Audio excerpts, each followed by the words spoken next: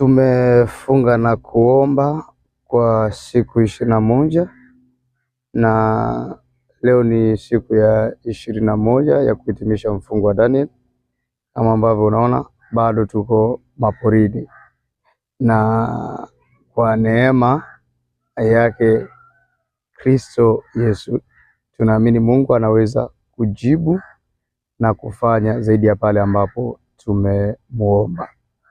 Mungu wa mbinguni akuatamie na kukujibu katika siku hii ya 21.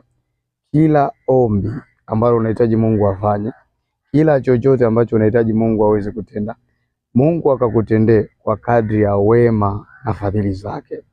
Mungu akafanye kwako mambo yaliyo makubwa, aandike historia mpya katika maisha yako.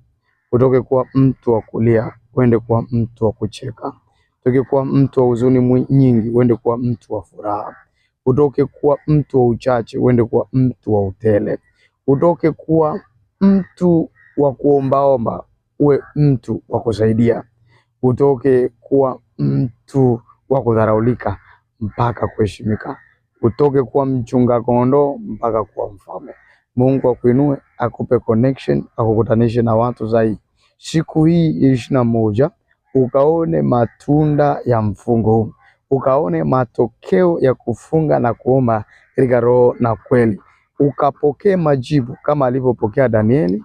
Yoyote yule asimamaye kuzuia majibu ya maombi yako, Mungu amshughulikie popote alipo, popote alipoketi. Upokee majibu ya maombi yako na uwe na ushuhuda katika jina la Yesu Kristo wa Nazareti aliye hai. Tukutane saa 3 ya usiku Yawezekana TV YouTube.